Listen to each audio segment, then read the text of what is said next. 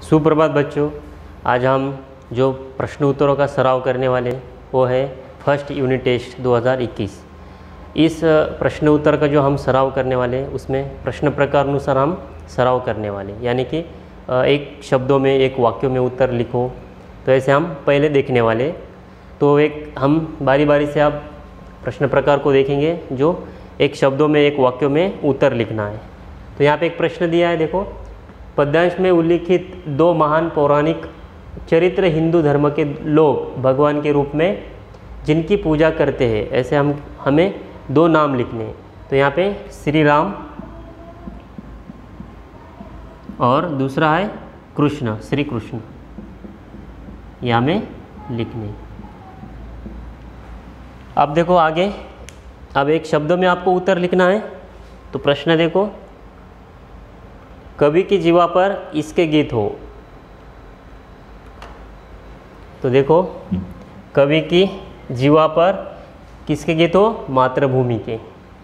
प्रश्न दूसरा है, मातृभूमि के सपूत श्री राम कृष्ण है। मातृभूमि के चरणों में इसे नवाना है, किसे? शीश को। मातृभूमि कवि के माथे पर ये है, क्या है? चंदन है। तो आपको इसका उत्तर एक शब्दों में लिखना है। आगे प्रश्न है, उत्तर लिखिए। राजा ने चारों बेटियों को बुलाकर क्या किया? देखो, सभी को गेहूं के 100 दाने दिए और 5 साल बाद मांगने पर वापस करने के लिए कहा। इसका उत्तर है। आगे देखो, अब इसमें उत्तर लिखिए। मनुष्य की चरितार्थता इस दो बातों में है। तो कौन सी दो बातों में है? देखो इसका उत्तर,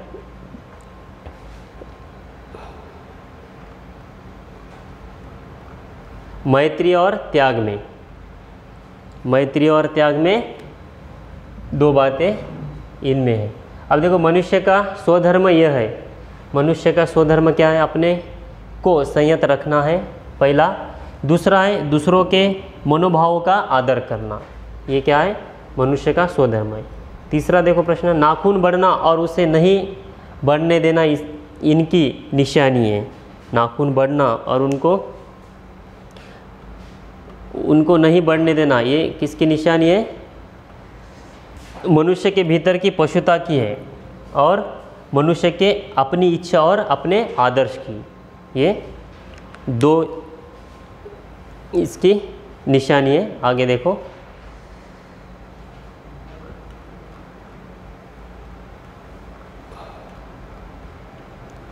अब देखो यहाँ पे लिखना है मातृभूमि की विशेषताएं लिखनी है हमें। पहला है, इसने श्री राम कृष्ण जैसे सपूतों को जन्म दिया है। दूसरा, समुद्र नित्य इसकी पदरच को धोता है। तीसरा, समुद्र इसे प्रणाम करता है। और चौथा है, मातृभूमि का पुण्य नाम है। तो ये मातृभूमि की विशेषता हमें लिखनी है। इसका उत्तर आगे देखो, परिणाम लिखिए। तो परिणाम हमें यहाँ पे लिखना है, दूसरी राजकुमारी का संदूकची में दाने रखने का परिणाम। क्या परिणाम हुआ? दाने सड़ गए। दूसरा प्रश्न है, पहली राजकुमारी को कड़क कर पूछने का परिणाम, राजकुमारी ने स्वीकार किया कि वे दाने भंडार घर से लाए। इसका ये उत्तर है। आगे देखो, और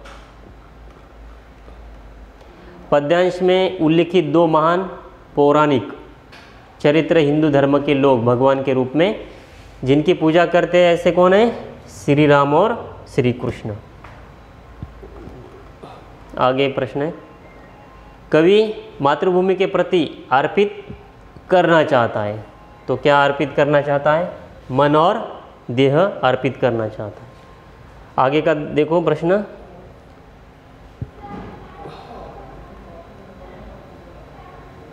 अब यहाँ पे कविता की जो पंक्तियाँ हमें पूरी करनी है। तो देखो यहाँ पे दिया है, सेवा में तेरी माता मैं भेदभाव तज कर, वह पुण्य नाम तेरा प्रतिदिन सुनूं सुनाऊं, तेरे ही काम आऊँ तेरा ही मंत्र गाऊं, मन और देह तुम पर बलिदान में जाऊँ। ये ऐसी कविता की जो पंक्तियाँ आपको पूरी करनी है। आगे का प्रश्न देखो, समुद्र के चरण धोने वाला, मातृभूमि के चरण धोने वाला कौन है? समुद्र है। मातृभूमि के चरण धोने वाला समुद्र है। प्रतिदिन सुनने सुनाने योग्य नाम कौन सा है? मातृभूमि। प्रतिदिन सुनने सुनाने योग्य नाम मातृभूमि है।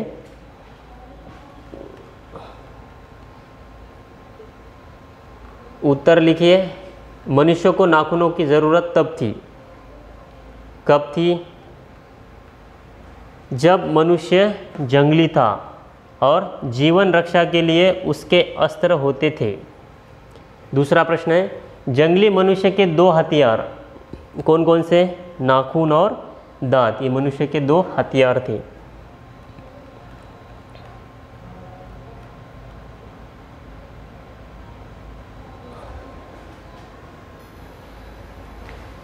तो देखो, ऐसे हमने एक शब्दों में, एक वाक्य में उत्तर लिखो, ये प्रश्न प्रकार देखा है। और भी हम कुछ प्रश्न प्रकार देखने वाले अगले वीडियो में, तो इसे एक बार फिर से लिखकर उसे याद कीजिए। ठीक है, ओके।